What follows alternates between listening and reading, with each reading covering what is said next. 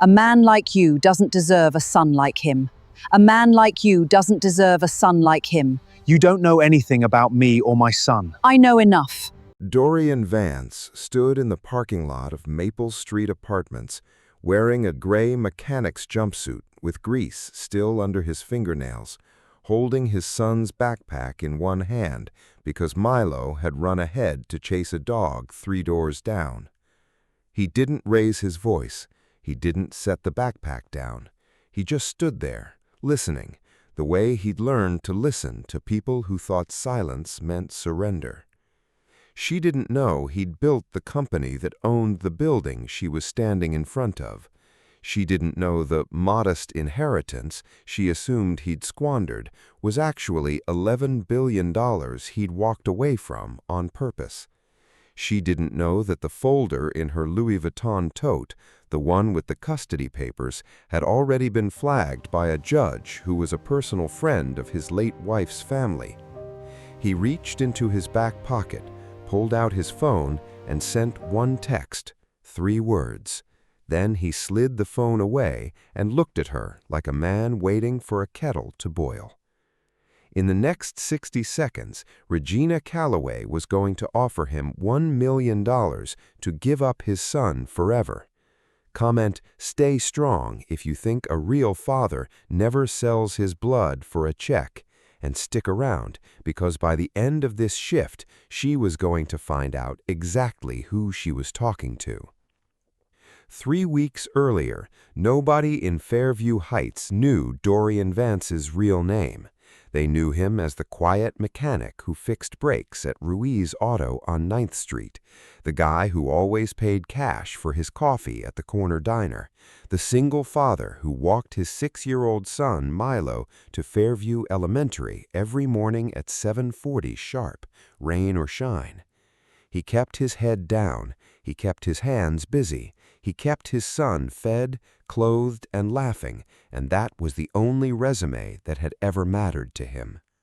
What nobody knew, not his landlord, not his co-workers, not even the parents who nodded politely to him at pickup, was that 8 years earlier, Dorian Vance had founded a company called Solvix Dynamics out of a rented garage in Ohio, built it into a robotics and clean energy empire worth just under $11 billion, and then walked away from every cent of daily control the day his wife, Elena, died in a car accident on a rain-soaked highway outside Denver. He hadn't walked away from the money entirely. He still owned the controlling shares, tucked behind 3 layers of holding companies with names nobody would ever think to Google. But he'd resigned as CEO. He'd stopped attending galas. He'd changed his last name on every public-facing document he could legally change it on, and moved 4 states away with a 2-year-old boy who didn't yet understand that his mother wasn't coming home. "I don't need the world to know who I am," he told his old business partner, the only person who still had his real number. "I need Milo to know who his father is. Those aren't the same thing." Callum had tried, more than once, to talk him back into the boardroom. Dorian always said the same thing. You can replace a CEO, you can't replace a childhood. Callum had watched him say it and known even then that arguing further was pointless. Dorian Vance had always made decisions the way he built products, slowly, silently, and then all at once, with a finality nobody could talk him out of. He built Solvix Dynamics from a rented garage with 3 employees and a second-hand 3D printer into a company that powered clean energy grids across 4 states, and he'd done it by refusing to move until he was certain, and then never looking back once he had. Walking away from the company was, in its own way, no different.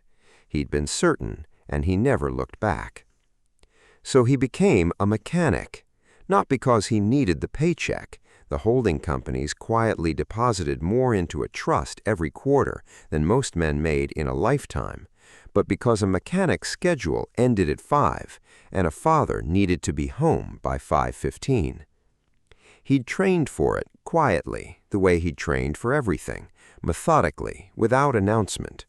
He spent 4 months shadowing a retired mechanic named Otis before he ever touched a customer's car, learning brake lines and alternators the same patient way he'd once learned circuit design in a rented garage a decade earlier. When Otis finally retired for good, he handed Dorian a business card for Ruiz Auto and said, "Tell Hector I sent you. Don't tell him anything else." Dorian never did. At Ruiz Auto, he was simply Dorian from the third shift, a steady pair of hands who never called in sick, never complained about double shifts during the holidays, and always volunteered to close up so the younger guys could get home to their families. Hector Ruiz liked him because he was reliable. He had no idea reliability was, for this particular employee, a hobby rather than a necessity. Milo didn't know any of it. Milo knew that his dad smelled like engine oil and made pancakes shaped like dinosaurs and never, not once, raised his voice. That was the life Dorian had built, brick by brick, in a 2-bedroom apartment on the 3rd floor of Maple Street Apartments. Small, ordinary, his. Until Regina Calloway found out that Milo existed. Regina was Elena's mother, Milo's biological grandmother, and she had not spoken to Dorian in 4 years, not since the funeral, where she'd stood over her daughter's casket and told him in front of 40 mourners that Elena would still be alive if she'd married someone with proper security detail instead of a garage tinkerer with delusions of relevance. Dorian said nothing that day either. He'd carried his son out of the church and never looked back. But Regina Calloway did not forget grudges, and she did not forgive quiet men who walked away from rooms she believed she controlled. She'd spent 4 years building a different kind of empire. Calloway and Voss, one of the most aggressive family law firms on the East Coast, specializing in exactly one thing: taking children away from parents deemed unfit by people with better lawyers. She found Dorian through a school fundraiser flyer that had, by pure accident, listed Milo's full name, Milo Elena Vance, for a spelling bee announcement. One search, one old photograph from a wedding 8 years back. That was all it took. Regina didn't see a grieving widower who'd rebuilt a quiet, loving life for his son. She saw a mechanic in a 1-bedroom apartment raising her dead daughter's only child, and she decided, in the space of one phone call to her firm's private investigator, that this was unacceptable. "He works with his hands for a living," she told her associate, Preston Cade, over the phone. "He lives in a building with a broken elevator. That boy deserves better than a garage and a government-assisted lease." What Regina didn't know, what her investigator's cheap background check couldn't have told her, was that Dorian Vance wasn't on government assistance. He'd never filed for it. He paid his rent in full, on time, every month, in cash, from an account that funneled money out of a trust worth more than the entire zip code Regina lived in. She also didn't know that the landlord of Maple Street Apartments answered, ultimately, to a property management shell company called 9th Street Holdings, a shell company Dorian had quietly purchased 18 months earlier for one simple reason: so that no landlord could ever threaten to evict his son. Regina Calloway believed she was looking at a poor man. She was looking at a man who owned the building. Regina's investigator, a heavy-set former insurance adjuster named Frank Daubick, spent 11 days building what he called a vulnerability file on Dorian. He photographed the dented mailbox in the lobby. He timed how long the elevator sat out of service. He interviewed a disgruntled former tenant who'd been evicted 2 years earlier for non-payment, though the tenant conveniently left out that his eviction predated 9th Street Holdings' ownership entirely. What Daubick never did, because it never occurred to him to look, was trace the actual ownership chain of 9th Street Holdings, past its second layer of paperwork. Cheap investigators rarely dig past the second layer. Expensive ones know that's exactly where the truth is usually buried. She filed for an emergency custody hearing anyway, claiming financial instability and unsafe living conditions, attaching photographs her investigator had taken of the apartment's peeling hallway paint Dorian had, in fact, already scheduled to be redone the following month. The judge assigned to the case, the Honorable Marisol Ferrer, read the petition twice and frowned. She'd known Elena's family for over a decade. She'd also, unbeknownst to Regina, once represented Solvix Dynamics in a minor licensing dispute years earlier, back when the company's silent founder still occasionally signed documents under his legal name. Judge Ferrer didn't say anything yet. She simply scheduled a preliminary meeting, not in her courtroom, but informally, at Regina's own request, in the parking lot of Maple Street Apartments, where Regina wanted to see the conditions for herself before the formal hearing. Dorian agreed to the meeting without hesitation. He had nothing to hide and everything to protect. He just didn't expect Regina to bring a check. That night, after Milo fell asleep, clutching a stuffed triceratops missing one felt eye, Dorian sat at the kitchen table and called Callum for the first time in 11 months. "I need you to be ready to move," Dorian said. "Fast and quiet, and only if I ask." Callum, who was in the middle of a board dinner in Chicago, stepped out onto a balcony overlooking the river before responding. "You're finally letting me back in?" "I'm letting Milo's father back in," Dorian said. "There's a difference. This isn't about the company. It's about making sure nobody ever tries this again." "Tries what?" Dorian looked at the framed photo on the counter. Elena, laughing, 8 months pregnant, sunlight in her hair. "Buying my son like he's a line item." Callum didn't ask another question that night. He simply said, "Say the word." And Dorian, for the first time in 4 years, said it. Regina arrived in a black town car that looked absurdly long against the cracked asphalt of the apartment complex, Preston Cade trailing a half step behind her with a leather folder pressed to his chest like a shield. She wore a cream-colored coat that cost more than Dorian's monthly rent, and she looked at the building the way someone looks at a stain they're afraid to touch. "Mr. Vance," she said, not quite meeting his eyes, "thank you for meeting me." "You asked. I said yes." Dorian kept the backpack in his hand. Milo was still 3 doors down, laughing at the neighbor's golden retriever. Regina glanced at the peeling paint in the stairwell behind him, then at his jumpsuit, then almost involuntarily at his shoes, scuffed work boots, laces frayed at the tips. Something in her posture relaxed, the way a predator relaxes when it realizes the thing in front of it isn't going to run. "I'll be direct," she said. "I don't think this is a suitable environment for my grandson. I don't think it ever will be, not on a mechanic's income. I'm prepared to make this simple for both of us."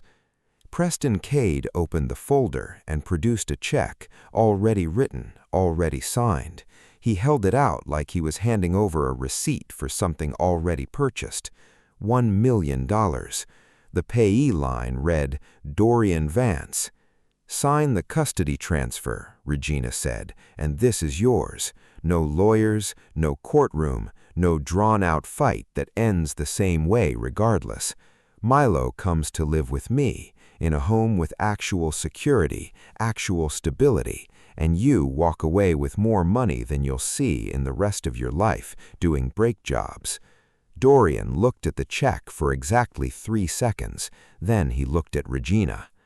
"A man like you doesn't deserve a son like him," she added, softer this time, almost gentle, as if she believed she was doing him a mercy. "You know that. I think some part of you has always known that."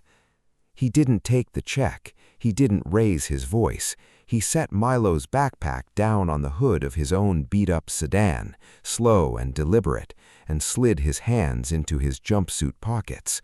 "Can I ask you something?" he said. Regina blinked, thrown slightly by the calm. Of course. Did your investigator tell you who owns this building? Preston Cade's eyes flicked toward Regina, uncertain. Regina's smile thinned. I imagine some property management company. It's irrelevant. 9th Street Holdings, Dorian said. You should look into who's behind that sometime. It might change how you talk to the men who live in this parking lot. He took his phone out of his pocket. He didn't dial. He typed 3 words into a message thread and hit send, then slid the phone back into his pocket like he'd just ordered a pizza. What was that? Regina asked, an edge creeping into her voice now, the first crack in her composure. A phone call I've been putting off, Dorian said. You just made it easy to finally make it. He picked the backpack back up.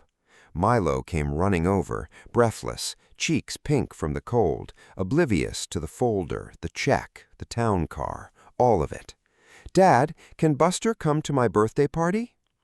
We'll ask his owner, Dorian said, and ruffled his son's hair, and for 1 full minute he was, again, just a tired mechanic with grease under his nails, standing in an ordinary parking lot on an ordinary Tuesday. Regina Calloway watched the exchange with something unreadable crossing her face. Not quite doubt, not yet, but the first faint tremor of it.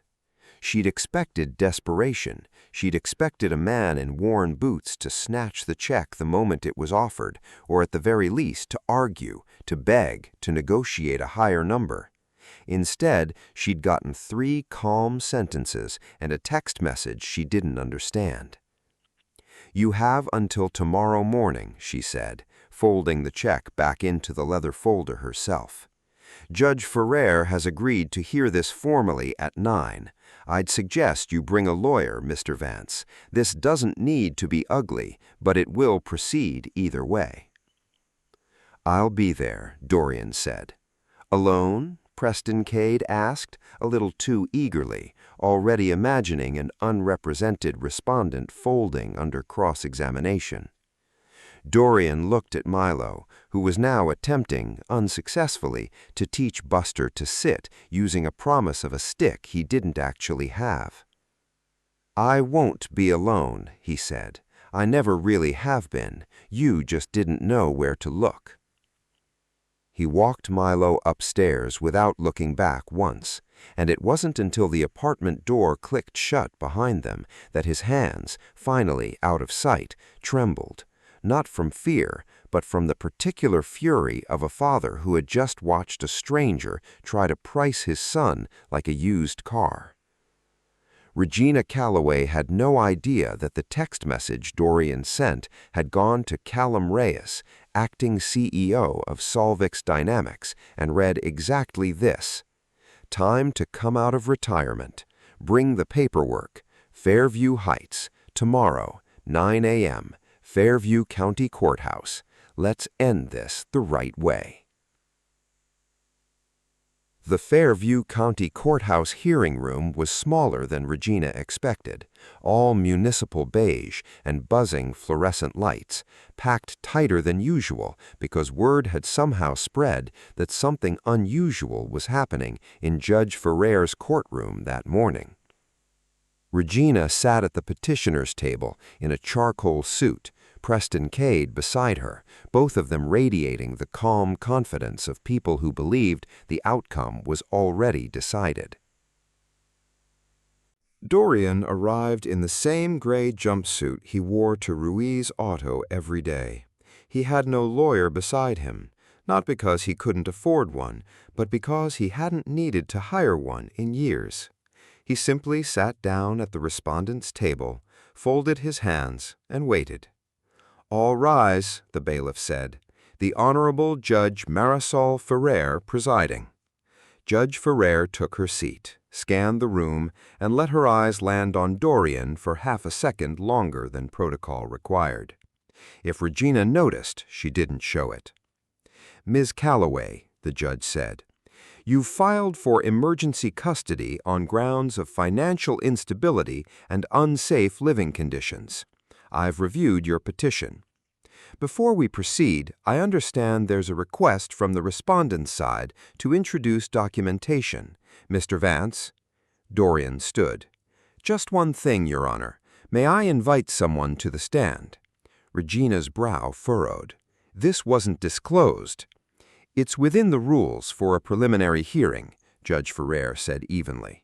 Go ahead, Mr. Vance. The double doors at the back of the courtroom opened, and Callum Reyes walked in wearing a suit that cost more than the entire courtroom's furniture combined, carrying a slim black case. Behind him walked two more men in equally sharp suits, Sovix Dynamics General Counsel and Chief Financial Officer. Whispers rippled through the gallery. Regina turned in her seat, and for the first time that morning, her composure flickered. Your Honor, Callum said, approaching the stand, my name is Callum Reyes. I'm the acting Chief Executive Officer of Sovix Dynamics. I'm here to submit financial and identity verification documents on behalf of the respondent. Regina rose halfway out of her chair. Your Honor, I failed to see the relevance of a technology company to a custody dispute over a mechanic's fitness as a parent. The respondent, Callum said, cutting in politely but firmly, is not merely a mechanic, Miss Calloway. He is the founder and majority shareholder of Sovix Dynamics, an $11 billion company. He has held that position for 8 years. He resigned as active CEO following the passing of his wife, Elena Vance, but he never relinquished ownership. The room went dead silent except for the fluorescent hum overhead. That's absurd, Regina said, but her voice had lost its certainty. Your Honor, Callum continued, opening the black case and producing a stack of notarized documents.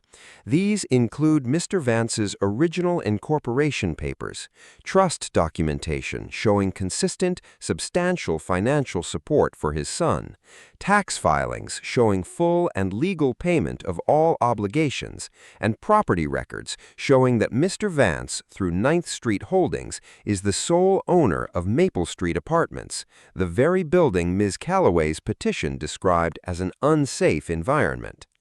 Preston Cade's face had gone the color of old paper. Judge Ferrer took the documents, flipped through them slowly, deliberately, letting the silence stretch.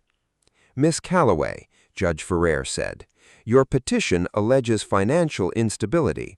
Do you have a response to evidence that the respondent's net worth exceeds your own client's by a significant margin? Regina opened her mouth, closed it, opened it again. Wealth was never the only concern. There are questions of lifestyle, of stability, of a child raised without proper social standing. Ms. Calloway, Judge Ferrer's voice cooled several degrees. I've read your petition twice.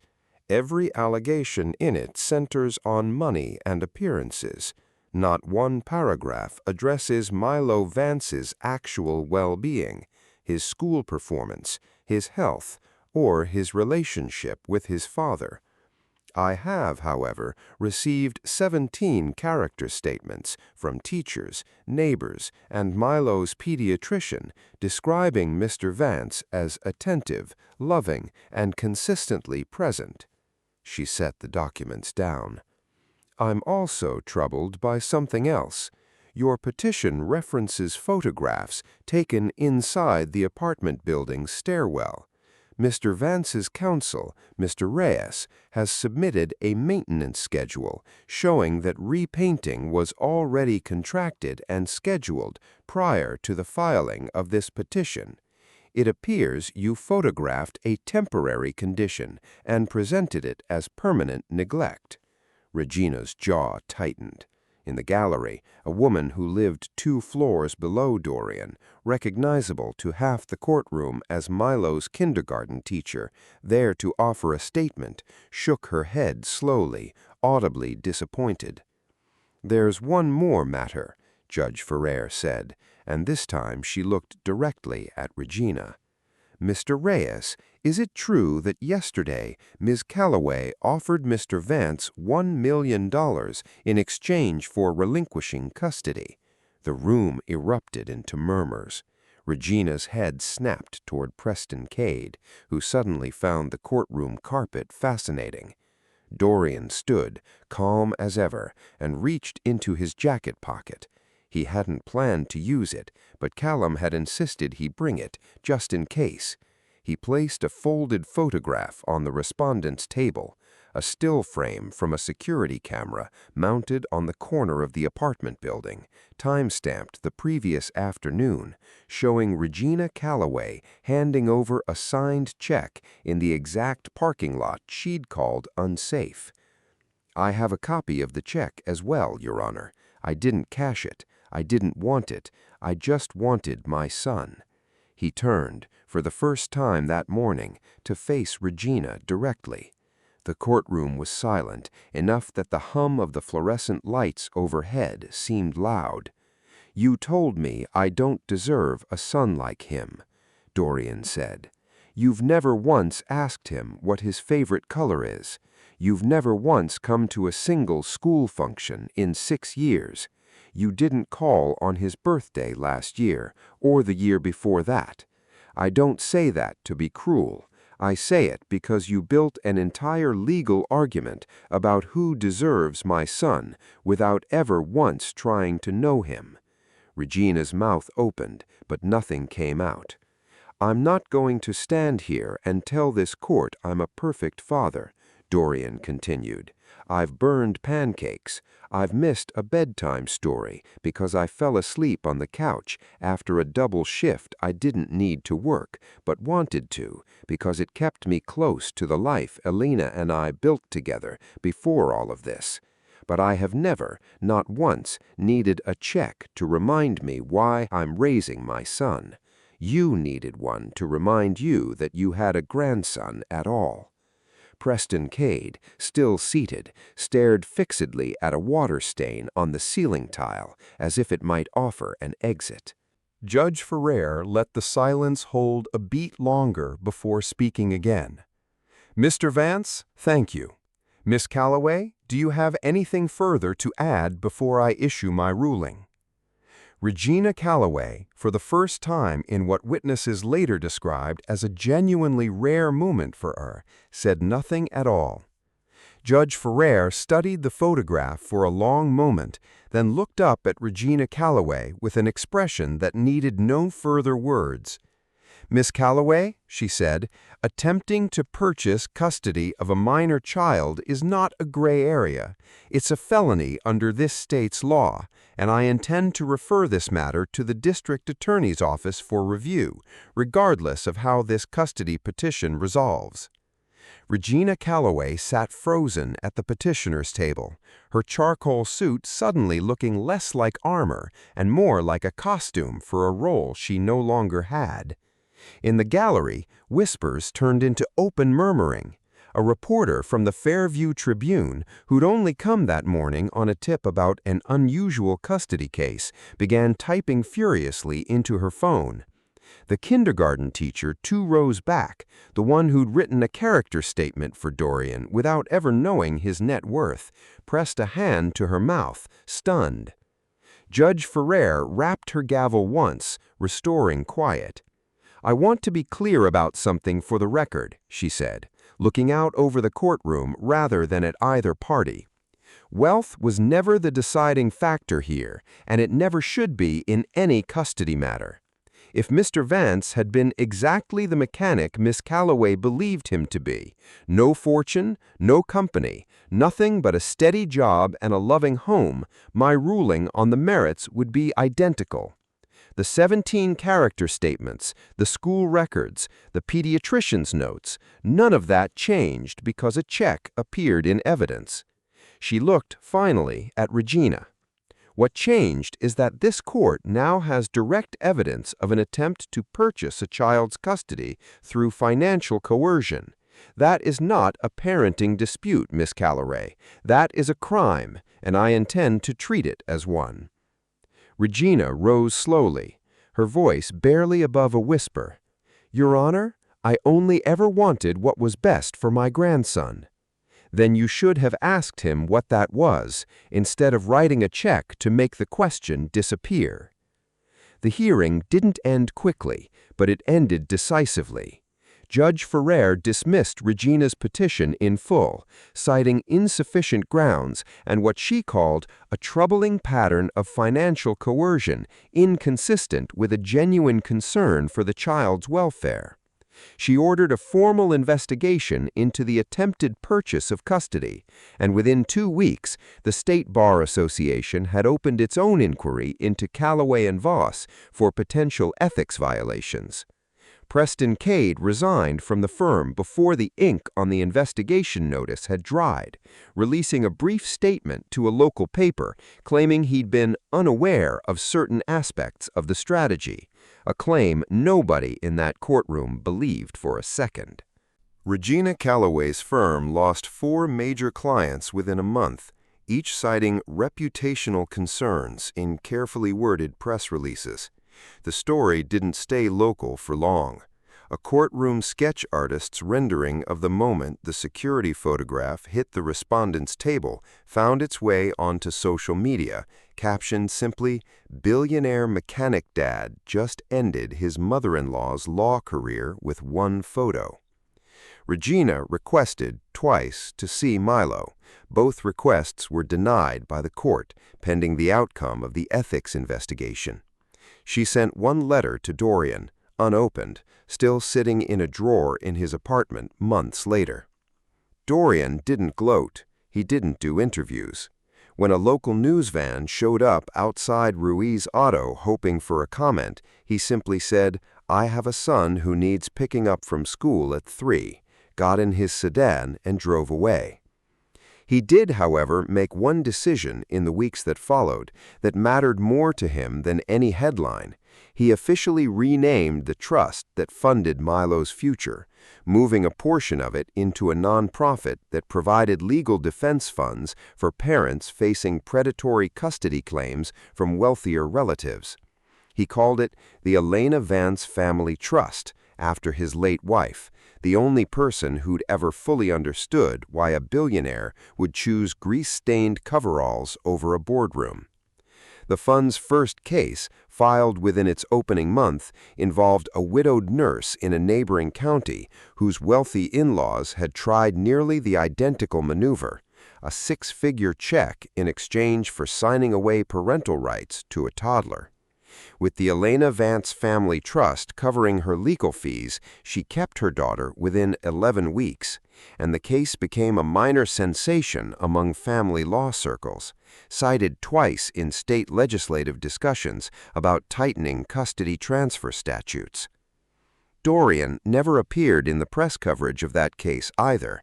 He asked every time that his name be kept off any public materials. "The point was never for anyone to thank me," he told Callum. "The point was so nobody else has to stand in a parking lot holding their kid's backpack while a stranger tries to buy him."